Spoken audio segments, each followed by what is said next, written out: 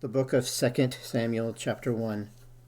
Now it came to pass after the death of Saul, when David had returned from the slaughter of Amalekites, and David had stayed 2 days in Ziklag. On the third day, behold, it happened that a man came from Saul's camp with his clothes torn and dust on his head. So it was, when he came to David, that he fell to the ground and prostrated himself. And David said to him, Where have you come from? So he said to him, I have escaped from the camp of Israel. Then David said to him, How did the matter go? Please tell me. And he answered, The people have fled from the battle. Many of the people are fallen and dead, and Saul and Jonathan his son are dead also. So David said to the young man who told him, How do you know that Saul and Jonathan his son are dead? Then the young man who told him said, As I happened by chance to be on Mount Gilboa, there was Saul leaning on his spear, and indeed the chariots and the horses men followed hard after him. Now when he looked behind him, he saw me and called to me, and I answered, Here I am. And he said to me, Who are you? So I answered him, I am an Amalekite. He said to me again, Please stand over me and kill me, for anguish has come upon me, but my life still remains in me.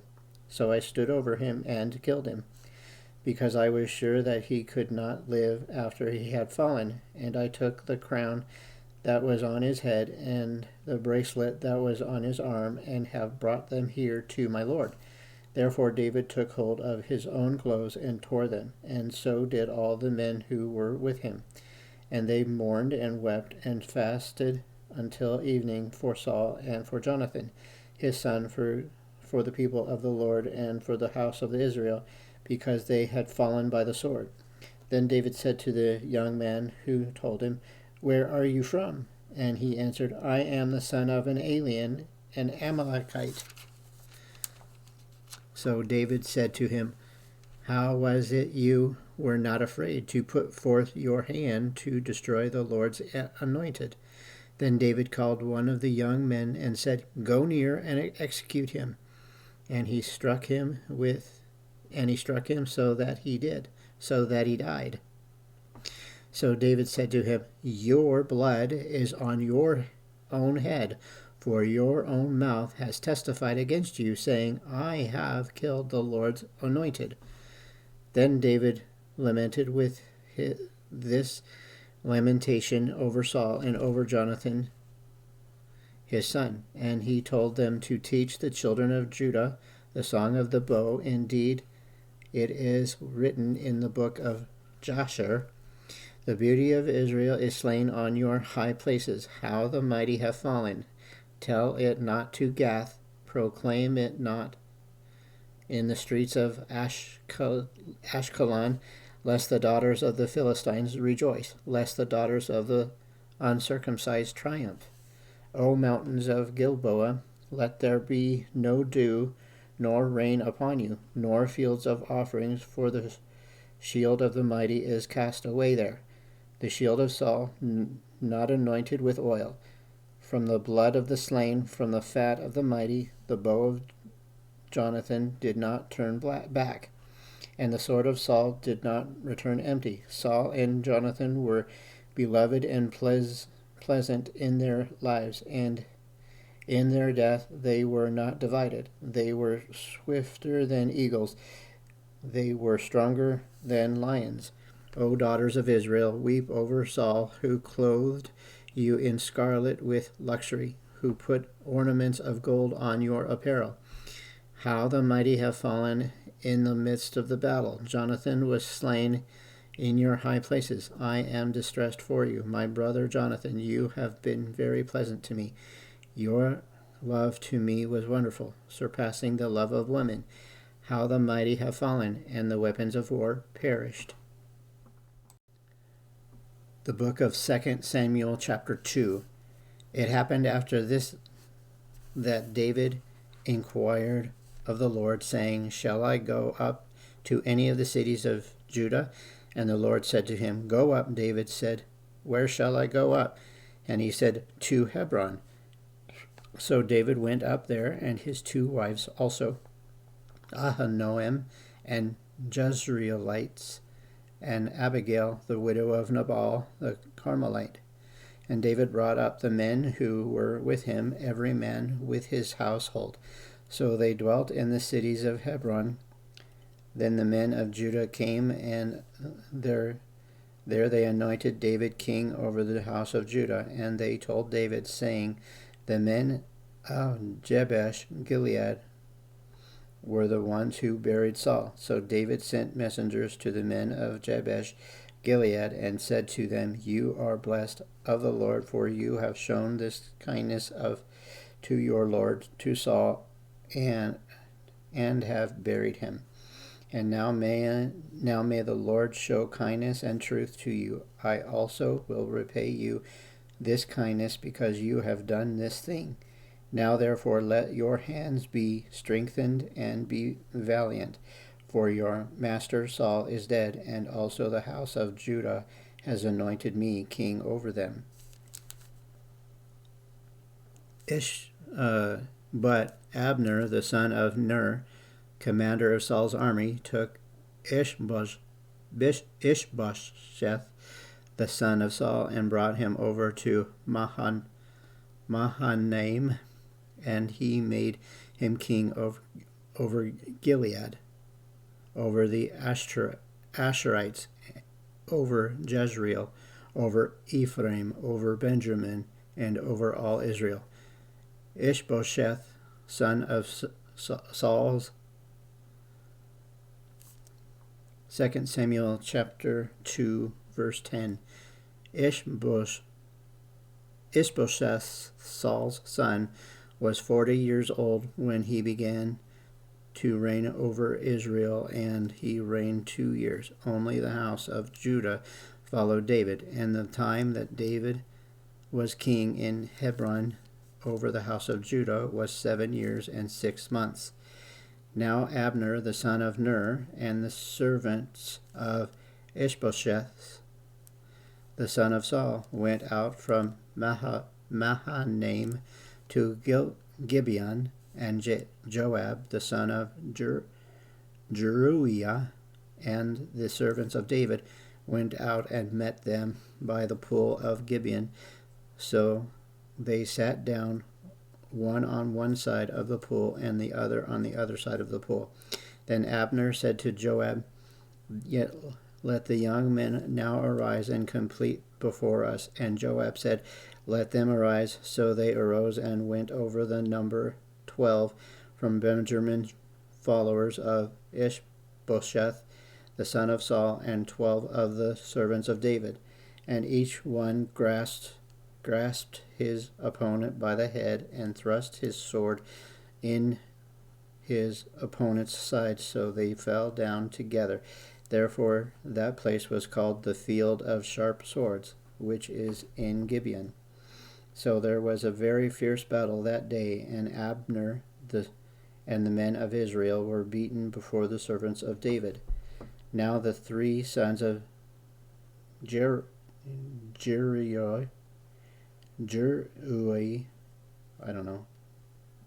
were there, Joab and Abishai and Asahel. The Asahel was as fleet of foot as a wild gazelle. So Asahel pursued Abner, and in going he did not turn to the right hand or to the left from following Abner. Then Abner looked behind him and said, are you Asahel? He answered, I am.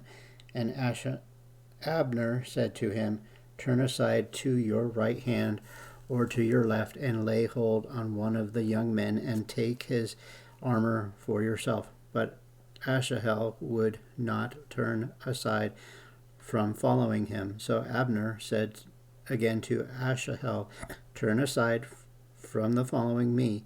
Why should I strike you to the ground? How then could I face your brother Joab? However, he refused to turn aside. Therefore Abner struck him in the stomach with the blunt end of the spear, so that the spear came out of his back, and he fell down there and died on the spot. So it was that as many as came to the place where Asahel fell down and died stood still. Joab and Abishai also pursued Abner, and the sun was going down when they came to the hill of Ammah, which is before Giah, by the road to the wilderness of Gibeon. Now the children of Benjamin gathered together behind Abner and became a unit, and took their stand on top of a hill. Then Abner called to Joab and said, "Shall the sword devour forever? Do you not know that it will be bitter in the latter end? How long will it be then until you tell the people to return from pursuing their brethren?" And Joab said, "As God lives, unless you had spoken, surely then by morning all the people would have given up pursuing their brethren." So Joab blew a trumpet, and all the people stood still and did not pursue Israel any more, nor did they fight any more. Then Abner and his men went on all that night through the plain, crossed over the Jordan, and went through the Bithron, and they came to Mahanaim. So Joab returned from pursuing Abner, and when he had gathered all the people together, there were missing of David's servants 19 men and Asahel. But the servants of David had struck down of Benjamin and Abner's men 360 men who died. Then they took up Asahel and buried him in his father's tomb, which was in Bethlehem. And Joab and his men went all night, and they came to Hebron at daybreak. The book of 2 Samuel chapter 3. Now there was a long war between the house of Saul and the house of David. But David grew stronger and stronger, and the house of Saul grew weaker and weaker. Sons were born to David in Hebron. His firstborn was Amnon by Ahinoam and Jezreelites. His second, Chileab, by Abigail, the widow of Nabal, and Nabal the Carmelite. The third, Absalom, the son of Maacah, the daughter of Talmaiah, king of Geshur. The fourth, Adonijah, the son of Haggith. The fifth, Shephatiah, the son of Abital. The sixth, Ithream, by David's wife, Eglah. These were born to David in Hebron. Now it was so, while there was war between the house of Saul and the house of David, that Abner was strengthening his hold on the house of Saul. And Saul had a concubine whose name was Rizpah, the daughter of Aiah. So Ishbosheth said to Abner, "Why have you gone in to my father's concubine?" Then Abner became very angry at the words of Ishbosheth, and said, "I am a dog's head that belongs to Judah. Today I show loyalty to the house of Saul, your father, to his brothers and to his friends, and have not delivered you into the hand of David, and you charge me today with a fault concerning this woman? May God do so to Abner, and more also, if I do not do for David as the Lord has sworn to him, to transfer the kingdom from the house of Saul, and set up the throne of David over Israel and over Judah from Dan to Beersheba." And he could not answer Abner another word, because he feared him. Then Abner sent messengers on his behalf to David, saying, "Whose is the land?" saying also, "Make your covenant with me, and indeed my hand shall be with you."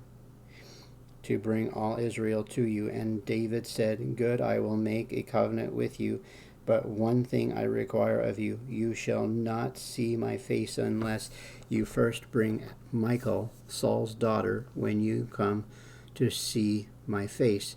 So David sent messengers to Ishbosheth, Saul's son, saying, Give me my wife Michal,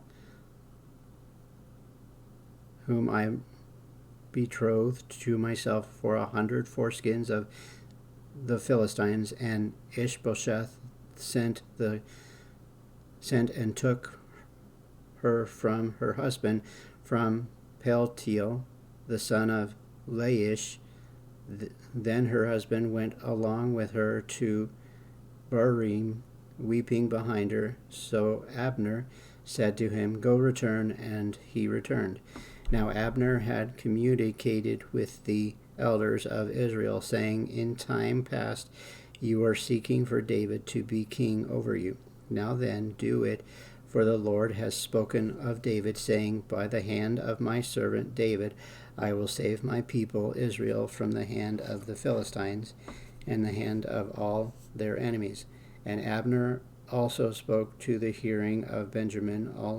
Then Abner also went to speak in the hearing of David in Hebron all that seemed good to Israel and the whole house of Benjamin.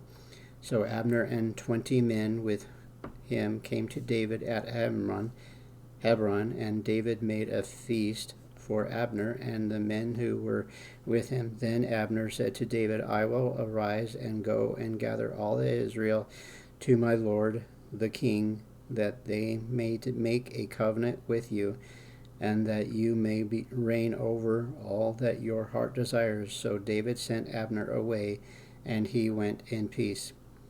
At that moment the servants of David and Joab came from a raid and brought much spoil with them, but Abner was not with David in Hebron, for he had sent him away, and he had gone in peace.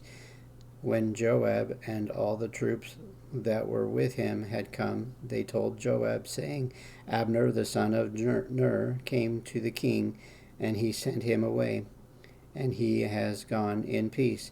Then Joab came to the king and said, What have you done? Look, Abner came to you. Why is it that you sent him away, and he has already gone? Surely you realize that Abner the son of Ner came to deceive you, to know your going out and your coming in, and to know all that you are doing. And when Joab had gone from David's presence, he sent messengers of Abner, who brought him back from the well of Sirah. But David did not know it.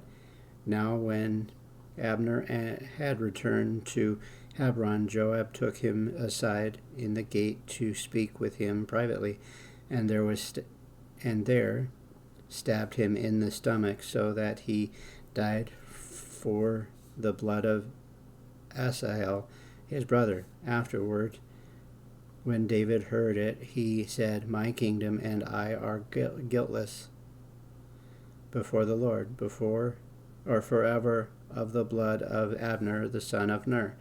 Let it rest on the head of Joab and on all his father's house, and let there never fail to be in the house of Joab one who has a discharge or is a leper, who leans on a staff or falls by the sword, or who lacks bread. So Joab and Abishai his brother killed Abner, because he had killed their brother Asahel at Gibeon in the battle.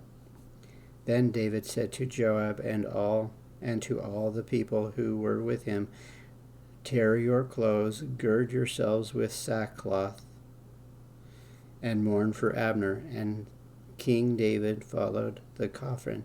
So they buried Abner in Hebron, and the king lifted up his voice and wept at the grave of Abner, and all the people wept. And the king sang a lament over Abner and said, Should Abner die as a fool dies? Your hands were not bound, nor your feet put into fetters. As a man falls before wicked men, so you fell. Then all the people wept over him again, and then all the people came to persuade David to eat food while it was still day. David took an oath, saying, God, do so to me, and more also, if I taste bread or anything else till the sun goes down. Now all the people took note of it, and it pleased them, since whatever the king did pleased all the people. For all the people and all the Israel understood that day that it had not been the king's intent to kill Abner the son of Ner. Then the king said to his servants, Do you not know that the prince and a great man has fallen this day in Israel? And I am weak today, though anointed king, and these men with the son of Zuriel are too harsh for me. The Lord shall repay the evildoer according to his wickedness. The book of 2 Samuel chapter 4.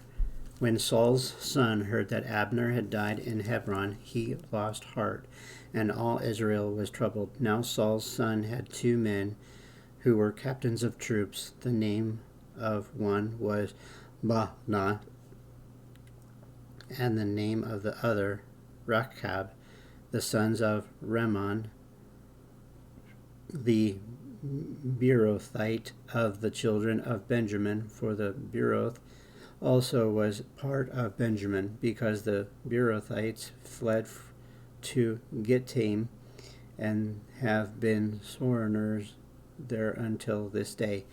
Jonathan, Saul's son, had a son who was lame in his feet. He was 5 years old when the news about Saul and Jonathan came from Jezreel, and his nurse took him up and fled. And it happened, as she made haste to flee, that he fell and became lame. His name was Mephibosheth. The sons of Rimmon and Beerothite, Rechab and Baanah, set out and came at about the heat of the day to the house of Ishbosheth, who was lying in his bed at noon. And they came there all the way into the house, as though to get wheat, and they stabbed him in the stomach. Then Rechab the Baanah, his brother, escaped, for when they came into the house, he was lying on his bed in his bedroom. Then they struck him and killed him, beheaded him, and took his head, were all night escaping through the plain. And they brought the head of Ishbosheth to David at Hebron, and said to the king, Here is the head of Ishbosheth, the son of Saul, your enemy, who sought your life, and the Lord has avenged my lord the king this day of Saul and his descendants. But David answered Rechab and Baanah, his brother, the sons of Rimmon, and the Beerothite, and said to them, As the Lord lives, who it has redeemed my life from all adversity. When someone told me, saying, Look, Saul is dead, thinking to have brought good news, I arrested him, had him executed in Ziklag. The one who thought I would give him a reward for his news. How much more when wicked men have killed a righteous person in his own house on his bed? Therefore shall I not now require his blood at your hand, and remove you from the earth? So David commanded his young men, and they executed them, cut off their hands and feet, and hanged them by the pool in Hebron. But they took the head of Ishbosheth and buried it in the tomb of Abner in Hebron. Thank you very much for following along, guys. I hope you enjoyed it. If you did follow along, I'm glad that you are a part of it. Whatever part of the day you're listening to this, morning, afternoon, or evening, I am hoping you either have had or are having a great day. See you in the next one.